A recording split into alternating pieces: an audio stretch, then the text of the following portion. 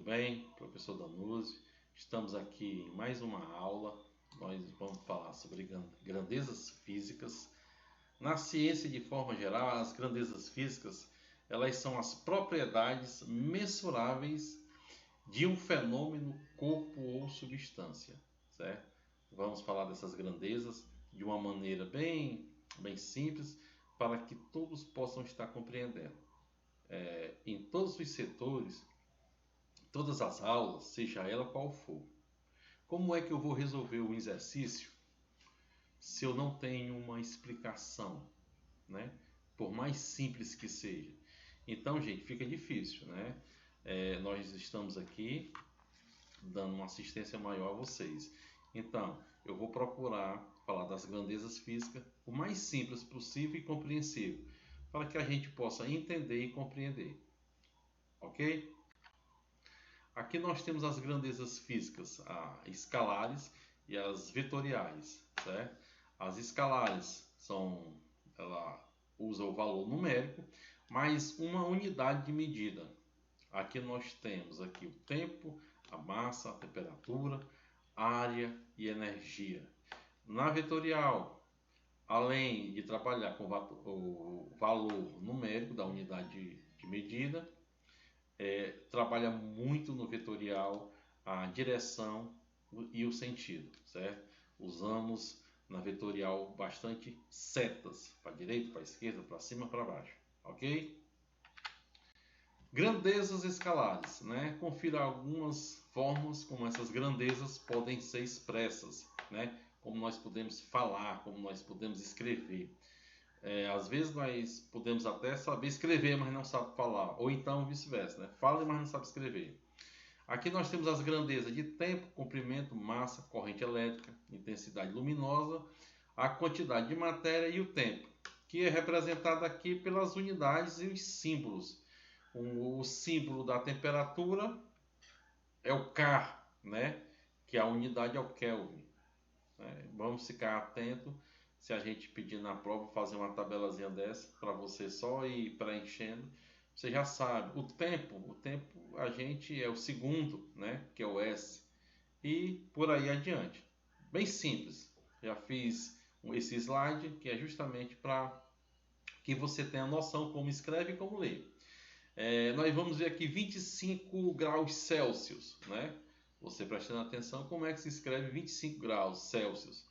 Professor, e esse abaixo? 86 o que? São 86 graus Fahrenheit, certo? Existe uma diferença entre o grau Celsius e o grau Fahrenheit. Se eu tenho 100 graus Fahrenheit, quanto é ele em valor Celsius? 100 graus Fahrenheit para Celsius vai ser 37,7. Então, são temperaturas diferentes, né? Lidas diferentes, ok?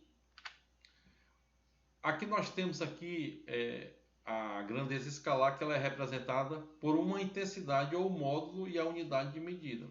Aqui nós temos a massa, que é representada aqui pelo peso, certo? 3 kg, 200 gramas, olha como se escreve.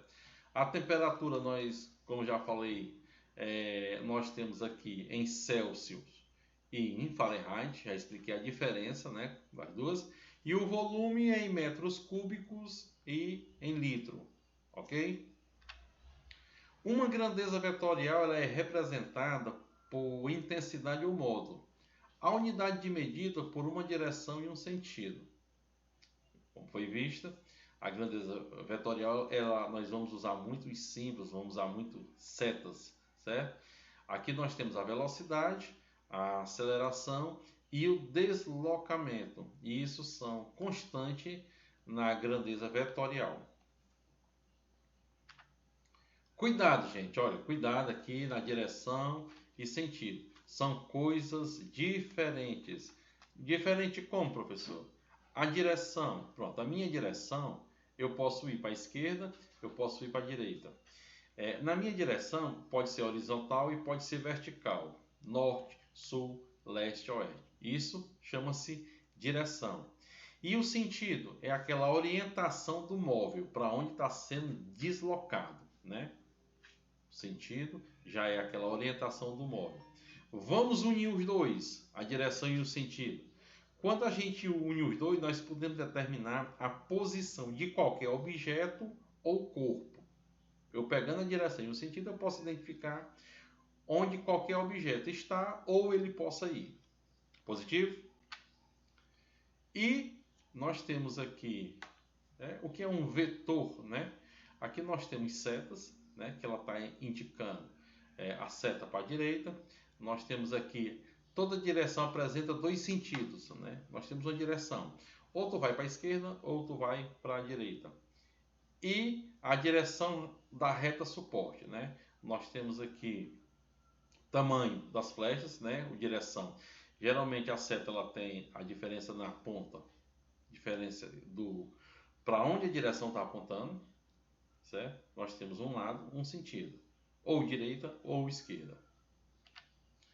Vetores iguais. O que seriam esses vetores iguais? Nós temos aqui uma seta A e a seta B. Elas estão apontando para a mesma direção. Eles têm o mesmo modo e têm o mesmo sentido. E isso é um vetor igual. Se eu colocar essas duas setas em uma avaliação e perguntar que vetor é esse, vocês vão dizer vetor iguais. Correto? Sem dúvida. Talvez eu coloque até na prova. Vamos anotando aí. Vetores opostos ou simétricos são setas diferentes. Você vê que a seta A está indo para um lado e a seta B para outro. Então, são vetor opostos ou simétricos. Gente, agora nós vamos aqui sobre as unidades de medidas, certo? Medir comparar uma grandeza com uma outra. Então, para que isso aconteça, nós temos aqui a unidade de medida, o metro, né, que é a unidade de comprimento, o metro quadrado, que é a unidade de superfície, e o metro cúbico, que é uma unidade de volume. Unidades de comprimento, temos aqui o quilômetro, hectômetro, decâmetro, metro, decímetro, centímetro e milímetro. Nós temos aqui as letras que representam cada um deles, de fácil identificação, né? Unidades de superfície. Nós temos o quilômetro quadrado, hectômetro quadrado, decâmetro quadrado, o metro, decímetro, centímetro e o milímetro. Todos eles ao quadrado. E aqui nós temos unidades de volumes, certo? A unidade de volume. Aqui nós falamos em unidade de volume sempre em cúbico, né? Quilômetro, hectômetro, decâmetro, metro cúbico, né? Caixa d'água, né? Qual é o volume dessa caixa d'água? Metro cúbico, certo? Decímetro, centímetro cúbico. Às vezes nós usamos muito essa unidade de volume, medição de volume, caixa d'água, piscina e por outras coisas. E aqui nós temos os instrumentos para medir os comprimentos. Nós temos aqui a fita métrica, muito conhecida, a trena, a régua. São alguns dos instrumentos utilizados para calcular medidas de comprimento, da área e do volume. Ok, gente? Ficamos por aqui, né? Uma aula teórica, né? Acredito de uma fácil compreensão, para que todos, quando for resolver as atividades, uma avaliação, ter noção do que está fazendo.